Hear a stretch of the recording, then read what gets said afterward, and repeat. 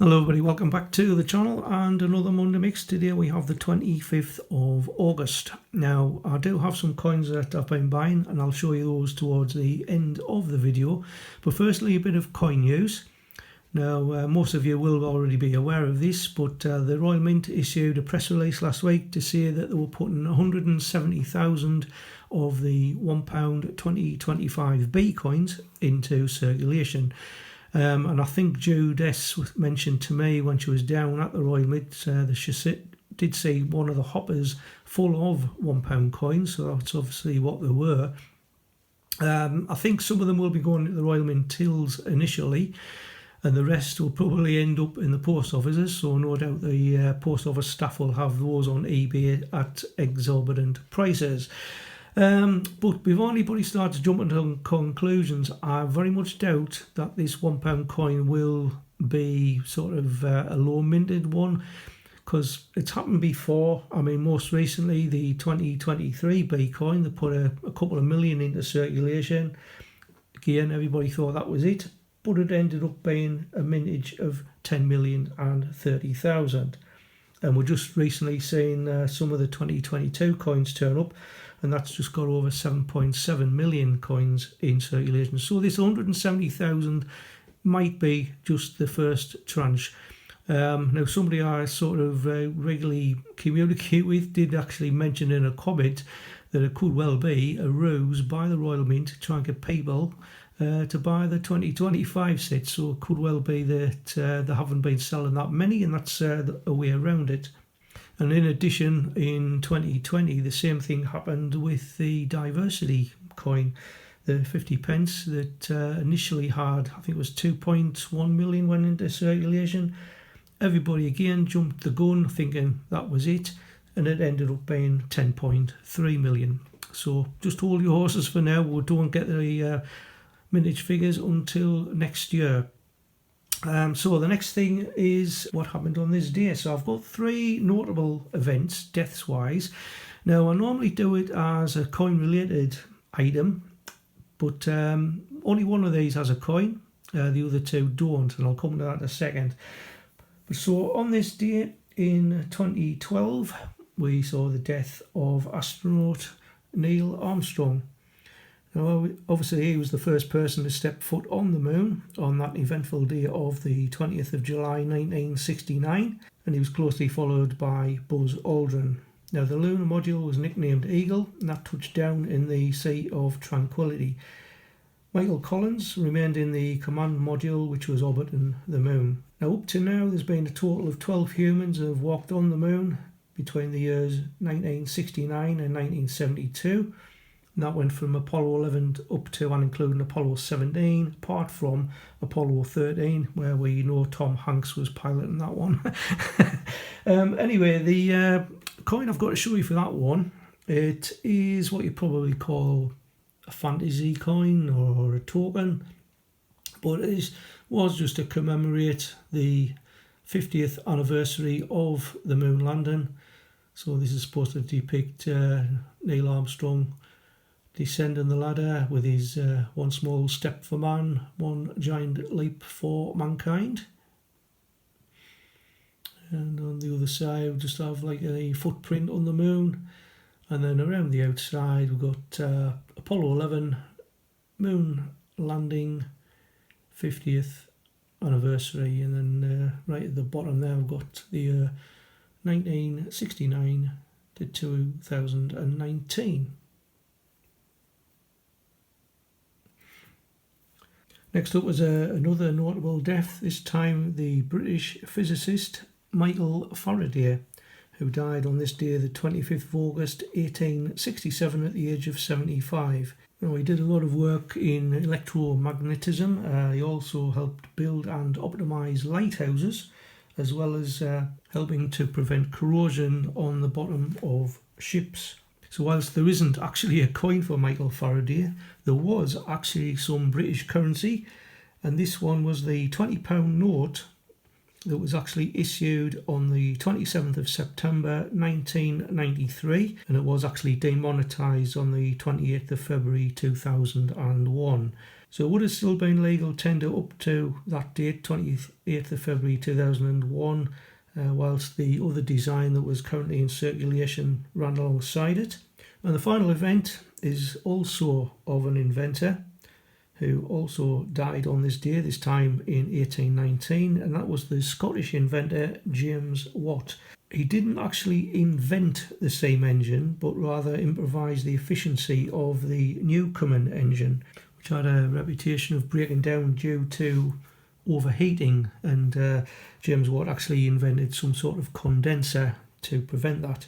But along with Matthew Boulton, they developed a partnership in 1775 to develop and sell steam engines. And with that in mind, there was also another British currency banknote issued, a £50 note featuring both of them, James Watt and Matthew Boulton. It was issued from the 2nd of November 2011 until again it was demonetised on the 30th of September 2022. Now both this type of note and the one I just mentioned with Michael Faraday were a paper type. Now, the polymer note with Alan Turing replaced the £50 note on the 23rd of June 2021, which ironically was Turing's birthday. And while both ran alongside each other as legal tender, banks, building societies and even post offices were retaining the Watt and Boulton notes to slowly filter them out of circulation. I know I did that when I worked for the bank. We were told not to issue any further £50 notes with the Boulton and Watt portraits on them, but we ended up having to send them back to the Bank of England to be destroyed. But in 1788, Boulton set up the Soho Mint, which actually saw 8 steam-driven presses, each capable of striking between 70 and 84 coins a minute. I mean, nowadays it's sort of thousands of coins a minute. This last note, the £50 one, you can probably see the signature of Chris Salmon, who was the chief cashier between 2011 and 2014. There was also a £50 note with Victoria Cleland on them. She was the chief cashier between 2014 and 2018. Now to finish off, it is going to be a pretty short video. I've actually been buying some small denomination Gibraltar coins to help towards the collection. This one is a 2017 5p. As you can see, I've written on there 2017 AB because it has got an AB die. With the referendum 50 years of, commemorate that.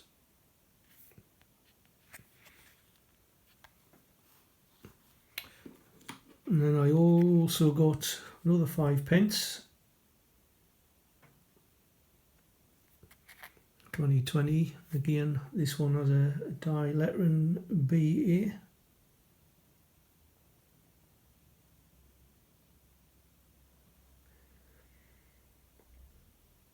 Can't remember exactly what that bridge is called. I should have written it down. And the last 6 are all 10p. Now, apparently if you buy 3 coins you got 1 free, so they were all roughly about the same price. It was only like a few quid each. There you can see that one has an A die at the bottom, the Moorish Castle. So that one is 1989.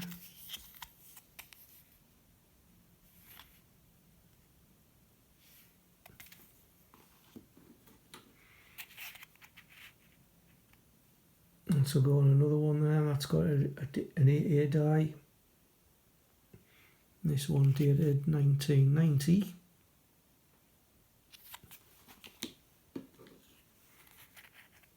And got the Europort with an AA die.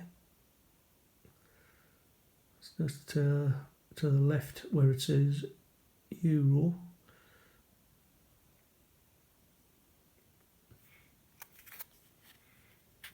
Again, 1997.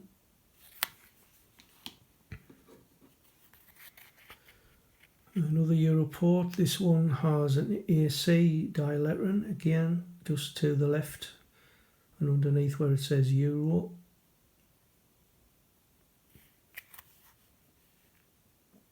And that one's on the bottom.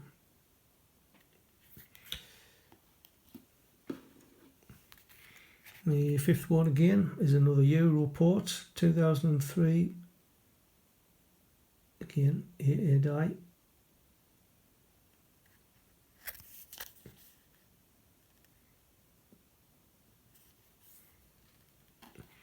And the final coin is a Barbary Partridge from 2020, AA die. You can just see the die lettering just to the left of the partridge's leg.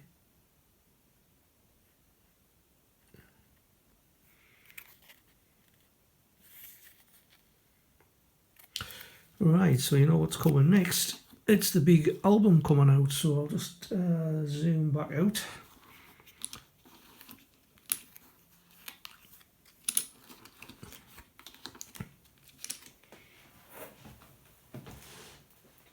This is the Big Daddy album I've got for it.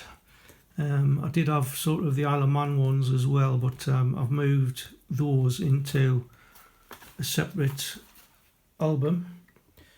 Now I am going to have to be careful because I don't know if I can get all of this in camera here, so I'll just move those out to one side, because I know the last time I was knocking the camera a bit. I think I'm still going to be knocking the camera a bit. Right, so we've got Gibraltar, Gibraltar, Gibraltar. There we go. So we're starting with the 5 pences, and the first one we've got is a 2017, which will go just in the bottom there. Let's move this a little bit further out so you can see. And the other page. The other one is from 2020, which will go just at the top here. Because I think the last one we had on the previous page is 2019.